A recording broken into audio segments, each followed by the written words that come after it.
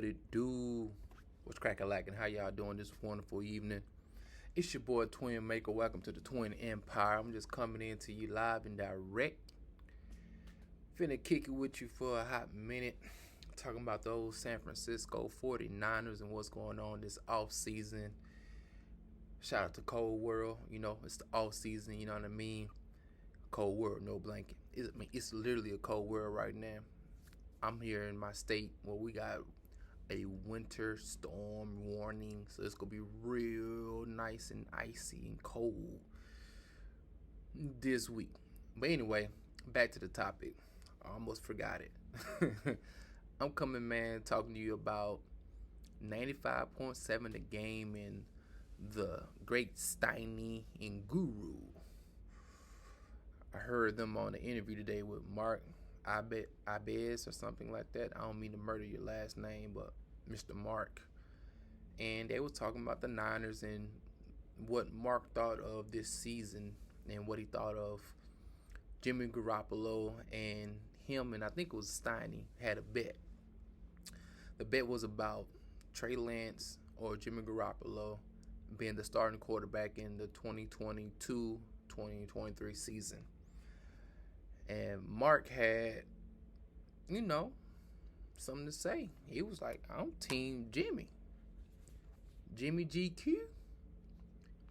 Jimmy G Jawline will be back in the red and gold. The other guy, Steiny, who personally, as I listened to some of his shows throughout this year, wasn't really that big of a Trey Lance fan. Really was Team Jimmy Garoppolo really, really hard. Like, it's some radio personalities, man, that I find extremely hard to, like, even listen to. Because some of the stuff they say, it just be like, bruh, you don't have a little objectivity in your take, from time to time. Just a little bit. Just a midget. It's like a little iota, you know what I'm saying? A little parcel objectivity in what it is you want to talk about, and how, especially when it's your local team, which is the San Francisco 49ers, and it's just like the amount of, I don't even want to say disrespect, but it's a real, like, it sounds like something else is there. Like, bruh, do you not know that this young guy, Trey Lance, who we gave up multiple first-round draft picks for and a third-round draft pick for, if the potential meets expectation, like Kyle Shanahan, John Lynch, and the owners gave thumbs up to say, hey, go get him. If that potential and the expectations match one another, and the stuff that you've been saying without even giving the young boy a real try, like, bruh,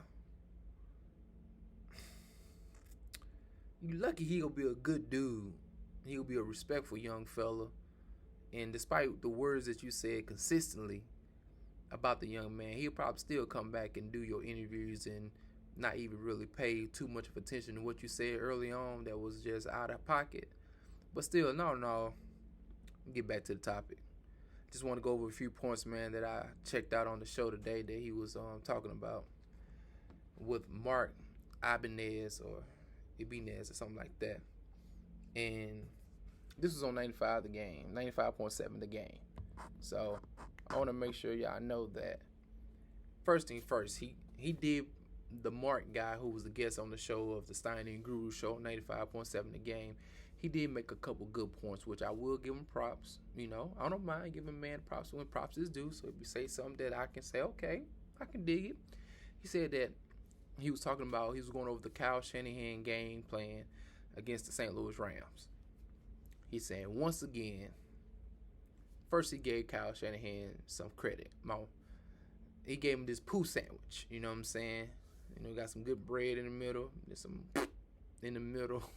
We got bread on top, some in the middle, and then, you kind of close it up with some kind words to say about Kyle Shanahan. But things what he was talking about was saying that Kyle has some really good strengths, but then his weakness, unfortunately, is whenever he has a lead, he begins to kind of fold under the pressure. Um, you can distinctly see the play in Jimmy Garoppolo whenever we're down and we got to come back in the last 2 minutes or in the 5 minutes of a football game in the fourth quarter. You can see your boy Jimmy G start getting his swag. You know what I'm saying? He started like feeling himself. He kind of can feel the reins be lifted off of him, and he can really begin to operate a little bit. And so I think he feels better in that kind of free-flowing aspect of the game in the 2-minute offense. But he was talking about like whenever the 49ers have a lead in the fourth quarter, it seems like we start to regress and slow everything back and don't really put the pedal to the metal. And we've seen over the last Super Bowl, lost 10-point lead, this playoff that we just finished going by against the LA Rams, we had a 10-point lead. We lost it as well. I think somebody put up a stat in the last like key fourth quarters of the Super Bowl, this NFC Championship game. And there was another game. Oh, they added the game of the Atlanta Falcons on there, but we can discredit that. That's the Atlanta Falcons. He wasn't the head coach of that game. Even though he was offensive coordinator, I still think he deserves some blame. But we're going to let him have the pass on that one. But we just going to say these two games right here, it seems like the offense becomes extremely stagnant and like we can't score no points. And my big out against a lot of people this year about, a lot of people was pointing to defense was like, hey, look at you guys. And the Rams, you gave up 20 points. Like, bro, we gave up a whole dub piece to one of the most potent offensives there is. Like, seriously. With Cooper Kupp and Matthew Stafford out here I think they was averaging like 32 points a game, and they just put up 47 or 42 against the Buccaneers, like who was the defending Super Bowl champion, but you hold them to 20 points, but our offense didn't put up no buckets. You know what I'm saying? Didn't get the job done. And so my argument for a lot of people is always this. And I mean, hey, let's just look at it. The defense doesn't have 5 Pro Bowlers on there. The defense doesn't have a quote-unquote quarterback, offensive coordinator guru who came up with these plans that has sent shockwaves through the NFL, how they go out there playing. You know what I mean? Like, that's not D'Amico Ryans who has this type of tag on him. Or our defense doesn't have 5 Pro Bowlers on. You know what I'm saying? Like, we got a Pro Bowler at wide receiver, a Pro Bowler at tight end, a Pro Bowler at fullback, a Pro Bowler at left tackle, another Pro Bowler at left guard, another Pro Bowler at center. Like, and your coach is known as a offensive coach, but throughout the playoffs, I think we averaging like less than like 17 points a game.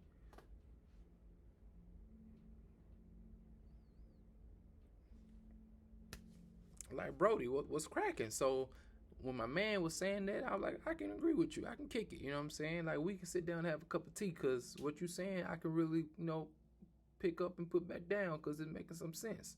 You know what I mean? But then the boy started jumping to the deep end. Like, he started jumping in the deep end. So I even wrote down some notes. You know what I mean? I was like, no, let me take some notes, So he said, the bet was, will Jimmy G come back next year? The guy Mark said, I believe so. And the guy Steiny said, I think Trey will have the full reins of the offense next year as the quarterback of the San Francisco 49ers, which is a very, very big thing as far as our history, knowing of our QBs, which is the great Joe Montana, Hall of Famer, and then the other great Steve Young, Hall of Famer. Joe Montana, Super Bowl champion. Steve Young, Super Bowl champion. So, I mean, come on. We got some good pedigree back there when it comes to our quarterbacks. We got a lucky lefty in Steve, and we got the righty in Joe Montana. So then the guy says, hey, this is Mark speaking.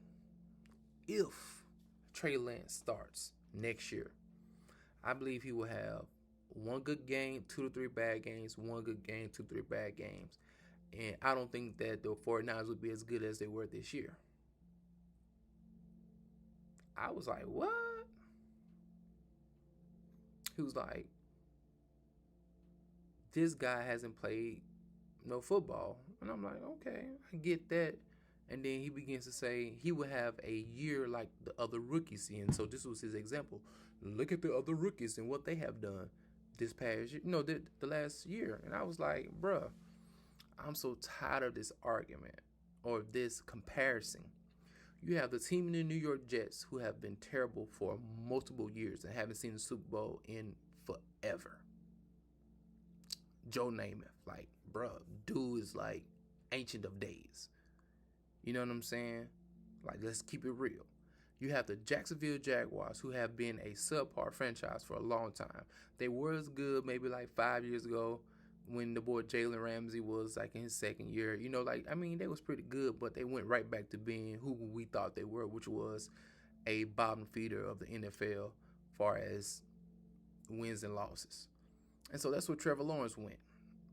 I already told you about the Jets. That's where Zach Wilson went. The Bears had, one of the biggest issues about the Bears that we've seen over the last 4 years was the Mitchell Trubisky experience with Matt Nagy. Like, you already knew his situation was one thing because the offensive coordinator / coach was on his way out the door. You know what I'm saying? And then the talent around Andy Dalton, then he got hurt. Then also the young bull came in because this is who we comparing the other rookies. The dude came into an offensive team that don't really have as much talent around him that he needs to be successful. Same thing with the Jaguars, same thing with the Jets. It's the reason why they are continuously losing in the NFL. You need talent, you need players, you need some type of system and consistency to be able to be a winning team. They don't have that. The only team that had something was the what? New England Patriots, that has a culture, that has talent around them, because we can tell they won the Super Bowl within the last 4 years. So you have some type of prominence going on. You have the greatest football coach ever, which is in Bill Belichick. So that one quarterback who had some talent around him on the defensive end, because their defense was stout. And the offense just had several pieces come in throughout the offseason where they signed Hunter Henry. They signed Kendrick Bourne. They signed Nelson Aguilar. Like, they signed multiple pieces. I think they spent over $150 million in guaranteed salary just in this offseason. So you had this rookie coming in, first year experience in Mac Jones, learning the offense with all of these new guys who are trying to get familiar with a system in the New England Patriots with McDaniels running the system, which is kind of hard to get. Like, we've heard this before from multiple players who came in and left, but they still made the playoffs. And also, I believe Matt Jones made it to the Pro Bowl this year as well. So the one rookie that had a team that had a consistent culture with some good pieces on offense and defense, he made the playoffs. So then let's flip to Trey Lance, who's going to be a second-year player. This is his first year starting, and he's going to a team that had 5 Pro Bowlers on offense. I believe most of them guys will be coming back. Only question mark will be Laken Tomlinson and Mac. If Mac retires and Laken goes somewhere else for more money. But other than that, everybody else is coming back on the offensive side. So this young bull in Trey Lance is coming to a team that has familiar pieces around him that have done great things, that have been to either a Super Bowl or to an NFC Championship game. Those other boys in Jacksonville ain't going to his team like that. Them other boys in the New York Jets, he ain't got a squad like that. Even the boy in Chicago, he ain't got a squad like that. So why is it that when the young bull got some help around him, he can't be successful? You can't compare his situation with these other boys' situation because it ain't the same. You see what I'm saying? And so my thing is this. Let that man get a full off season to be the number 1 quarterback. I hear people talking about, well, maybe the offensive line won't, they had a lot of false starts, or, not false starts, but holding penalties, because he reacts in the pocket a little different. He's able to buy some time. And so because he's able to buy some time, maybe move out the pocket, sometimes there was a little hold here and there. Bruh, You get a whole off season. Barring any injuries, he has the capability to get in there early and begin to get build some chemistry with the O line. They begin to understand his tendencies. Like the O line is a family. You know what I'm saying? They work as a unit. They move as a unit. You know what I'm saying? Like they communicate extremely effective. You know what I'm saying? And so like for people to automatically think this young bull ain't gonna be ready to go out there and try to like prove himself worthy of the number 3 pick, y'all gotta be smoking. You think them other boys ain't gonna come around and be like, hey, last year, even when Jimmy G wasn't playing so good, when he was averaging 137 yards passing per game in the playoffs, what they do? They try to amp up their level of play. You know what I mean? And so we gotta realize that when this young boy come in there, I believe truly, I call him Trigger Trey. You know what I'm saying? I don't know. I might call him Cannon, because I believe he got a cannon for an arm. You know what I'm saying? I believe he got a trigger because he go pull that joker. Meaning, if he sees something going deep down field, as far as a vertical or post or, running a 9 route, he ain't gonna sit there and pump fake. You know what I'm saying? He ain't gonna pump fake. He gonna pull the trigger. He gonna see, oh, B.A., Brandon IU, they telling me that you can't catch no deep balls. I hear a word on the street that, you really can't get jiggy like that. You can't really get busy. You know what I'm saying? You only you run a little 10 routes and, 10-yard routes and that's about it. BA is like, bruh, I got some burners. Did you not see me out there dusting that boy Tavon Diggs? And if I had a quarterback who could put it somewhere near me, man, I would have went for $150 on the Dallas Cowboys. But unfortunately, my quarterback at the time, he look at me real quick, then he go to the next read. You see what I'm saying? Because he ain't got that type of, type of swag, you know what I'm saying, to really go out there and stretch the field. But I believe when you see Trey Lance, he come out there with a whole new swag. Because Trey gonna make you dance, you know what I'm saying? Trey gonna make you get up out your seat. Trey bringing that swag, you know what I mean? And I'm just being straight up honest with y'all. What the Niners was missing at the quarterback position was some swagger. I'm going to keep it all the way 100 with you, all the way a buck with you. You see what I'm saying? It's 2022. We got the young boy coming in there. He finna come in that joker straight saucy, straight dripping, straight full of confidence, and he finna make sure the next 10 years of the Niners about to be lit out there. You see what I'm saying? And what we need to be doing right now before the train get the real going, you know what I'm saying? You better go and hop on. Because the boy about to ready. Hey, I'm telling y'all, the boy got it. The boy got it, man.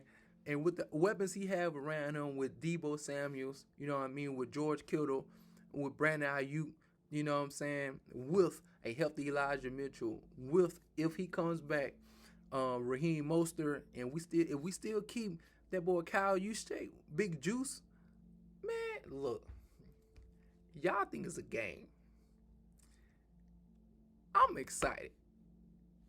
Your local radio broadcasters, your local beat writers and all that stuff, y'all keep on thinking the expectations should be low, and y'all got this, like, I don't know if it's an angst or something against the young boy thinking he ain't gonna have that juice. The boy got the fire. I'm from the South. Back in the 99 or 2000 when Cash Money came out, the boy Juvenile say, I got the fire. I got the fire. Holla it up. See, you know what I'm saying? Like, y'all got to get ready. You know what I'm saying? It's time for the 49ers to really start to take back our dominance, man. And when I mean dominance, I ain't talking about just going to NFC Championship games and catching L's. I'm talking about going to Super Bowls and getting dubs. We was 5-0 in the Super Bowl. We never lost in the Super Bowl until the last 2 times we've been there with two zeros. And I don't like that. I hate leaving out there with the double zeros. Ain't cool. It's time for us to come through and show these people why the Niners are the real Niners. You see what I'm saying? Everybody want to talk about, oh, the faithful. Look how we traveled to the Dallas Cowboys. Look, and we saw all the meme, not the memes, but the reels and the videos of the Niners fans coming in there with the gold jackets, or, you know, we come in there with all the paraphernalia on, represent the Niners and stuff like that. You know why those people was repping the Niners? Why we looking so fresh and so clean? Because of Joe. what Joe and Dwight did, what the defense was doing back in the 80s, how it was out there killing people. You see what I'm saying? That invigorated a fan base to go out there and say, man, we finna, the team of the 80s, the red and gold. Super Bowls are our goals. Like, come on, man, let's be real with it. They set a standard where we sitting over here being happy over NFC Championship games and losses. It's like, nah, bro, we got 5 Lombardis. It's been 25 plus years, and y'all sitting here talking about, you think the franchise still happy about NFC Championship game? Man, we ain't had a chance to do a reel with a Super Bowl ring yet. We can't do a TikTok video. We can't do a YouTube video celebrating in this modern day because we ain't won one. But it's time. The Rams done won one in our division. They done won 2 in our division. Seattle done won 1 in our division. Arizona, it is what it is. But come on, man. And that's in the last 30 years, like 25 years. These other 2 teams in our divisions, they done won. 1-1 twice, 1-1. We done been Super Bowl twice and came with 2 L's. Like, nah, bruh. Time out for all that. That's why I say it's Trey season.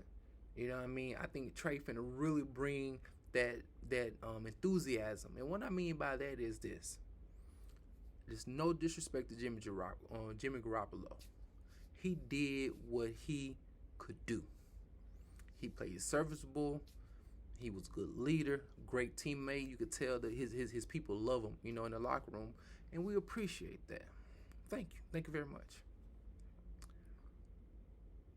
But I'm going to switch it up. I'm going to give you this perspective.